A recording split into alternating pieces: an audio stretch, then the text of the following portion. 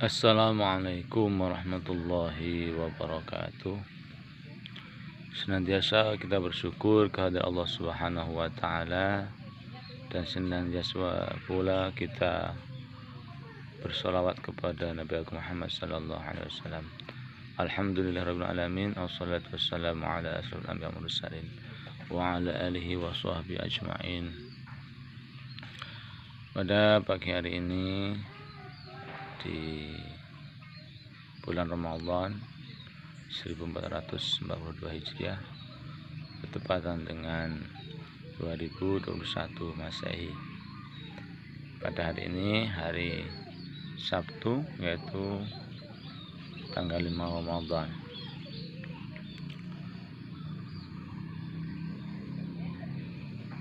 Sedikit bisa berbagi cerita di sini dengan hal-hal yang terjadi terhadap diri saya pribadi, yaitu masalah pesan seseorang dalam mimpi, yang mana sebelumnya saya belum pernah berjumpa.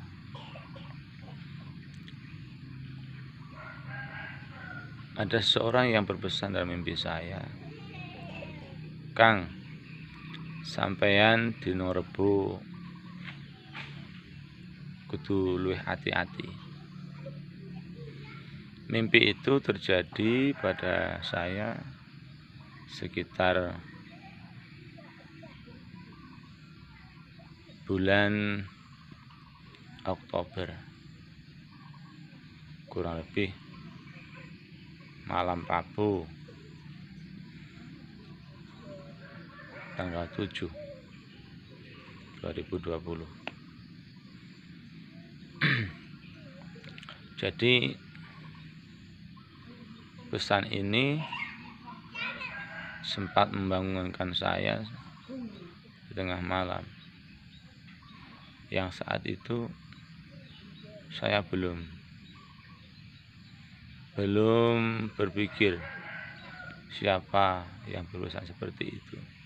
Saya kira hanya sebuah mimpi yang tidak ada artinya belaka. Akan tetapi tertanam dalam diri saya bahwa setiap hari Rabu saya ini kayaknya selalu menambah kehati-hatian setiap dalam langkah saya. Jadi bulan itu dari Rabu sampai Rabu ke berikutnya selalu teringat pesan itu. Rabu yang pertama, alhamdulillah tidak ada terjadi masalah apa-apa. Rabu yang kedua begitu juga, saya selalu sangat berhati-hati melebihi hari biasa. Alhamdulillah tidak ada apa-apa. Dan Rabu yang ketiga, alhamdulillah juga saya lalui dengan tanpa masalah, alhamdulillah. Jadi pesan itu seakan-akan masuk dalam hati saya, dalam benak saya. Karena pada saat itu saya masih dapat amanah untuk jadi ketua PPK, Panitia Pemilihan Kecamatan, tahun 2020. Saya takut akan terjadi apa-apa pada saya yang punya amanah berat waktu itu.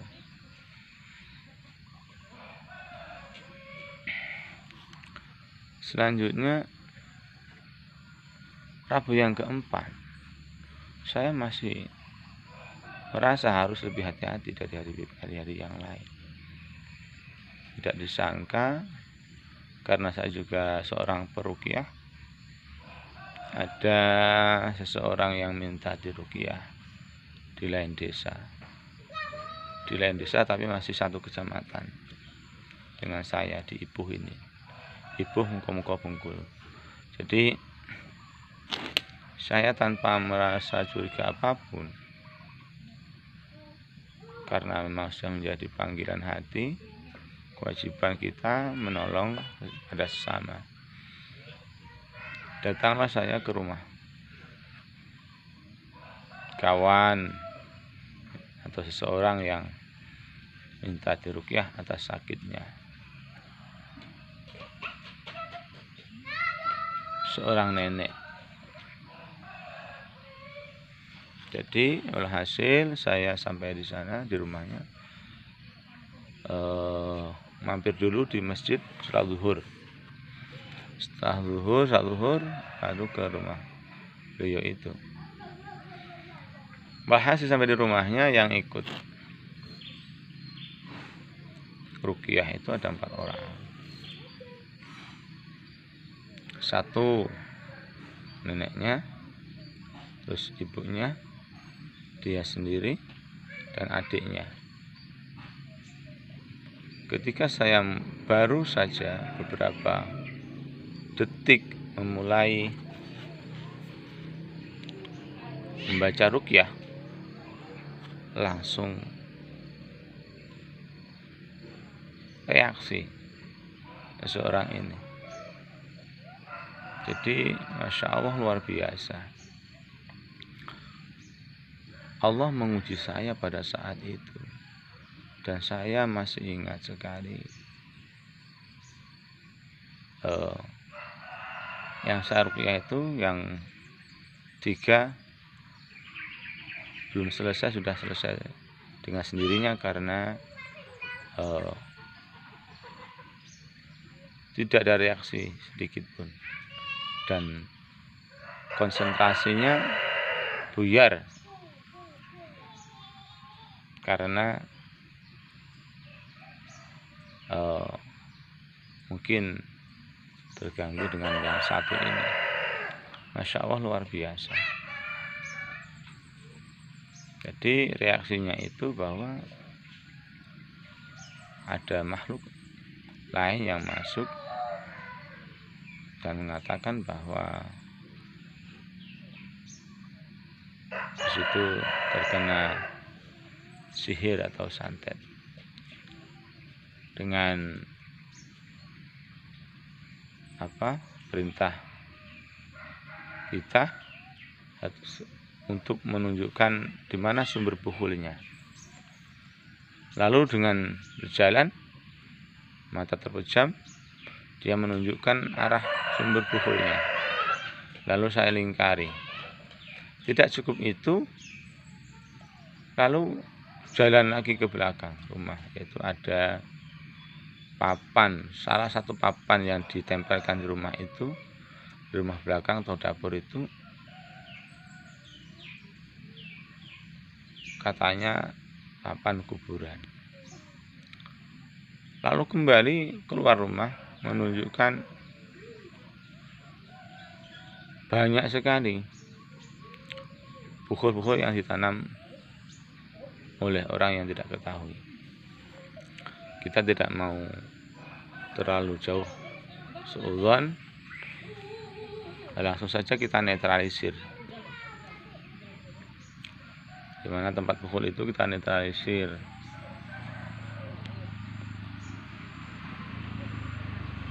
Tidak berhenti di situ saja, akan tetapi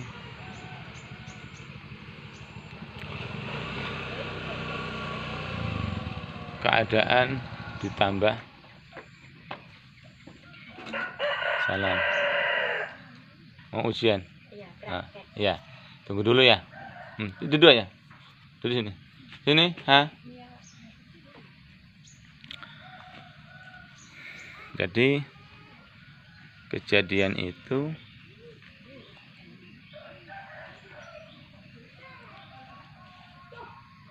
ada yang masuk banyak sekali, dan di sekitar situ banyak sekali makhluk gaib yang mau masuk ke jasad ini. Masya Allah, ada yang berupa pocong, ada kuntilanak, maksudnya ada genderuwo, ada vampir. Ada vampir. Ada juga hantu yang dari India, juga dari Inggris. Jadi masuk ke tubuh ini dia menggunakan bahasa India, bahasa Mandarin dan bahasa Inggris. Jadi katanya tidak bisa bahasa Indonesia. Jadi mereka menggunakan makhluk Allah yang masuk ke tubuh seorang ini menggunakan bahasa Inggris yang sangat fasih, dan saya tidak bisa menjawab, akan tetapi saya paham bahasanya. Yang satu pakai bahasa Mandarin, saya juga tidak bisa bahasa Mandarin, tetapi alhamdulillah saya paham bahasanya dengan menggunakan hati.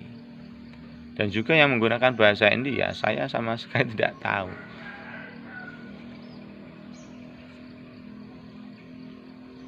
Tidak bisa. Tapi dengan hati, intinya kita tahu maksudnya. Dan akhirnya proses pengeluaran kita keluarkan, alhamdulillah yang kuntilanak ini bisa keluar. Lalu bahasa mereka yang bahasa Mandarin kita rubah dengan bahasa Indonesia. Dengan izin Allah bisa bahasa Indonesia. Yang bahasa Inggris, yang bahasa India, kita doakan kepada Allah dengan ayat Al-Quran untuk dirubah bahasa Indonesia. Alhamdulillah langsung dirubah dengan bahasa Indonesia. Jadi hal ini, makhluk yang ada dalam tubuh seseorang ini mengatakan bahwa sekitar rumah itu adalah bekas kuburan lama. Jadi hampir mungkin entah 1 hektar atau setengah hektar itu sekitar situ, sekitar rumahnya itu bekas kuburan zaman dahulu yang sudah tidak ada bekasnya lagi. Jadi banyak makhluk-makhluk yang lain mau masuk ke tubuh ini. Jadi Masya Allah, saya diuji oleh Allah Subhanahu wa Ta'ala dengan hal itu selama kurang lebih 2 jam, yang mana biasanya saya tidak pernah meruqyah orang sampai begitu lamanya. Saya sampai kasihan dengan tubuh seseorang ini yang kita ruqyah. Jadi itu merupakan pengalaman yang luar biasa yang terjadi, yang diujikan kepada saya oleh Allah Subhanahu wa Ta'ala. Alhamdulillah walhasil bisa diselesaikan, dan alhamdulillah sekarang beliau sudah sembuh dengan izin Allah Subhanahu wa Ta'ala, dengan dikunci, badannya dikunci supaya tidak lagi masuk makhluk-makhluk Allah yang lain. Karena di sekitar situ banyak sekali yang antri mau masuk dalam tubuh itu. Saya sangat kasihan dengan itu, dengan seorang ini yang kita ruqyah. Jadi berhubungan dengan pesan seseorang tadi yang dalam mimpi sebulan sebelumnya, sebelumnya saya tidak menyangka. Setelah saya ingat kembali mimpi itu, ada seseorang yang di atas mimbar atau podium. Beliau berpesan kepada saya seperti itu, Kang, sampeyan hari Rabu harus hati-hati. Ternyata inilah kejadiannya.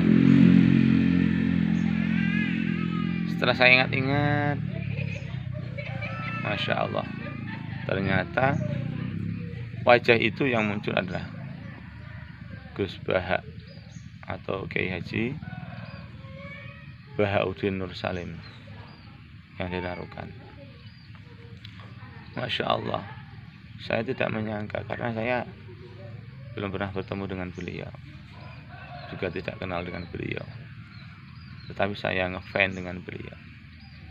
Kalau ilmu perbandingannya ya bumi langit. Beliau jauh di sana di atas, saya jauh di sini di bawah. Kalau ilmu mungkin ada kesambungan, karena beliau murid Mbah Mun, saya juga muridnya Mbah Mun. Maksudnya guru saya itu juga banyak murid dari Mbah Mun, yaitu saya sekolah di Fatimiyah, yaitu dalam asuhan Mbah Yai Muti' Maksum, dan masih banyak guru-guru lain yang alumni sarang. Jadi ini luar biasa menurut saya yang Allah berikan kepada saya, pesan Gus Bahak yang luar biasa ini.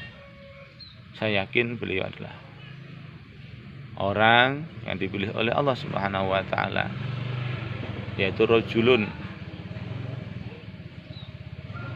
karimun, yang dipilih oleh Allah Subhanahu wa taala di era ini,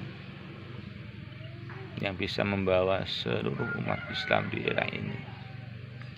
Semoga beliau senantiasa diberikan kesehatan oleh Allah Subhanahu wa taala dan bisa mengajarkan ilmunya kepada kita, sehingga kita bisa benar-benar